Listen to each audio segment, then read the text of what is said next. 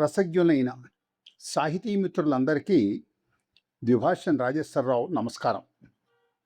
ఆంధ్ర పద్య రూపమున అనువదించిన వ్యాఖ్యతో కూడిన ఈశావాస్యోపనిషత్తును మేము పరిశీలించితిమి.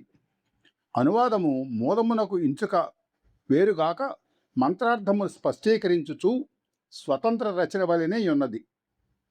శ్రీ శంకర భగవత్పాదుల భాష్య తాత్పర్యమును సముచితముగు శైలితో ఆంధ్రలోకమునకు విశదీకరించుటకు ప్రశంసార్హమై ఉన్నది అంటూ తమ అనువాద కావ్యానికి కొర్తాళం పీఠాధిపతి శ్రీ శ్రీ శ్రీ త్రివిక్రమరామానంద భారతీ స్వామివారి ప్రశంసలు అందుకున్న ఆ కవివరుణ్యులే కవిశేఖర శ్రీ పంతుల లక్ష్మీనారాయణ శాస్త్రి గారు.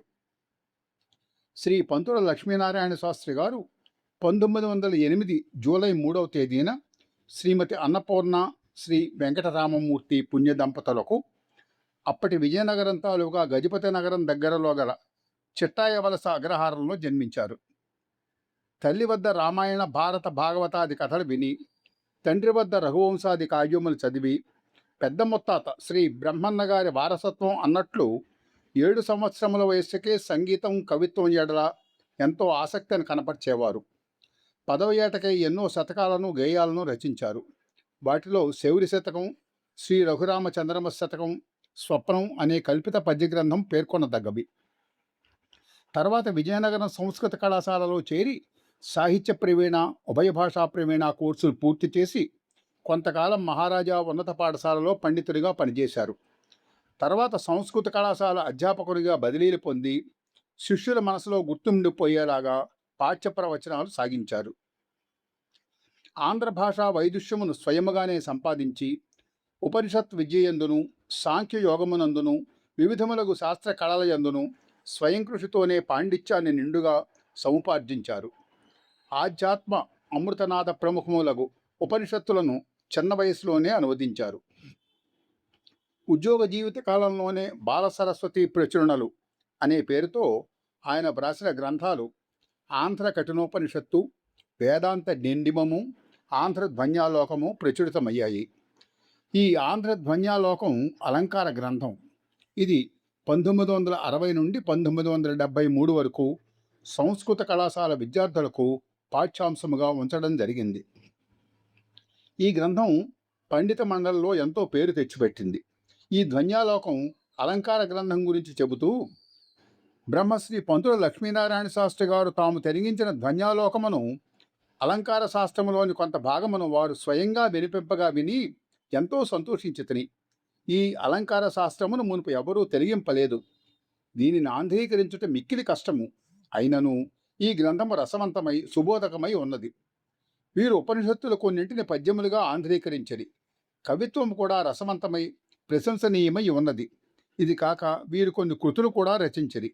అవి వీరికి సంగీత సాహిత్యములందు గల ప్రజ్ఞను చాటుచున్నవి అంటూ శ్రీ చిలకమర్తి లక్ష్మీనరసింహం పంతులు గారు వీరికి తమ శుభాశీస్సులు అందజేశారు. ధ్వన్యాలోకం అను అలంకార శాస్త్రమును శ్రీ పంతుల లక్ష్మీనారాయణ శాస్త్రి గారు చక్కని శైలితో నిర్దిష్టంగా వ్రాసి ఉన్నారు. మహామహోపాధ్యాయ తాతా సుబ్బరాయ శాస్త్రి గారి వద్ద అలంకార శాస్త్రము అభ్యసించుటం చేసి వీరి కవిత్వం మిక్కిలి చక్కని పాకమున పడి ఉన్నది. శైలి మృదువుగా నుండి ఆకర్షింపగలదు అంటూ కవి సార్వభౌములు బ్రహ్మశ్రీ శ్రీపాద కృష్ణమూర్తి శాస్త్రుల వారు తమ ఆశీస్సులు అందజేశారు. ఇంకా ఆధ్యాత్మికోపనిషత్తు, ఉమా సహస్రోపనిషత్తు, కేనోపనిషత్తు, గీతా మకరందం, గీతా సుధాంజలి, అంజనీ సముచ్చయం ప్రథమ ద్వితీయ భాగములు, భామతి అనే కావ్యం కూడా శ్రీ పంతుల లక్ష్మీనారాయణ శాస్త్రి గారి కలం నుంచి వెలువడ్డాయి. ఈ భామతి అనే స్వతంత్ర పద్యకావ్యం 1977 తర్వాత భాషాప్రవీణ వారికి 4 ఏళ్లు పాఠ్యగ్రంథంగా ఉంచడం జరిగింది. సామాన్య జ్ఞానం కలవాడు సక్రమ మార్గమున ఉపనిషత్తుల సారమును గ్రహించాలంటే యుక్తమైన అనువాదం కావాలి. సంస్కృత భాష తెలియని వారికి ఆంధ్రమున ఈ ఉపనిషత్తులకు ఎన్నో అనువాదములు ఉన్నాయి. కానీ పంతులు లక్ష్మీనారాయణ శాస్త్రి గారి అనువాదములో ఒక విశిష్టత ఉంది. శంకర భాష్యమును తెలుగులోకి అనువదించడమే కాకుండా అన్యమతాచార్యుల భాష్యములలోని విషయములను స్పష్టముగాను సమగ్రముగాను ఆయా సందర్భాల్లో అనుసంధించారు. టీకాకారుల వివరణ కూడా నిబద్ధం చేశారు. వివిధాచార్యుల ఆశయములను గ్రహించుటకు అవకాశం ఏర్పడింది అంటూ శ్రీ పంతుల వారి కృషిని శివశంకర స్వామి గారు ఎంతో శ్లాఘించారు.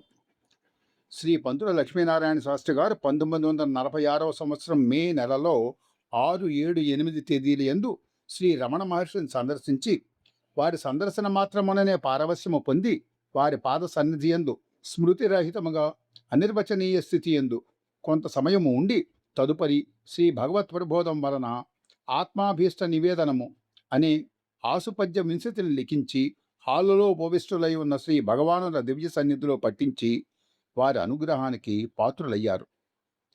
శ్రీ గణపతి మునీంద్రుల ఉమాసహస్రమును సవ్యాఖ్యగా అనువదించి శ్రీ రమణ మహర్షికి సమర్పించారు.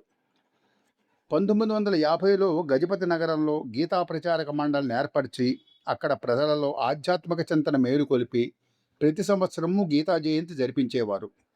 రమణ మహర్షుల వారి ఉపదేశసారం సామాన్యులకు అందుబాటులో ఉండటానికి గేయ రూపంలో దానికి వ్యాఖ్య కూడా రాశారు. ఇంకా సూక్తి మణిమాల, ఏకాదశి గేయ సంపుటి వంటి రచనలు చేశారు. శ్రీ శాస్త్రి గారు ఆత్మవిద్యా కృషి ఎందు గల ప్రగాఢమగు అభిలాషం వలన ప్రభుత్వ మహారాజా సంస్కృత కళాశాల ఎందు గల ప్రధాన పండిత పదవి నుండి 1964 జూన్ నెలాఖరుకు స్వయముగానే విరమించి తత్వాలోక సమీక్ష ఎందే కాలం గడుపుతూ పంచాగ్ని విద్యారూప పునర్జన్మ విజ్ఞానము అనే కృతిని రచించారు. సాహిత్య ఆచార్య, కవిశేఖర, వేదాంత విమర్శన విశారద బిరుదాంకితులైన శ్రీ పంతుల లక్ష్మీనారాయణ శాస్త్రి గారు 1981వ సంవత్సరం మార్చి 28వ తేదీన స్వర్గస్థులయ్యారు. మన తెలుగు వారందరం వారి దివ్య స్మృతికి నీరాజనాలు అర్పిద్దాం. సెలవు. నమస్కారం.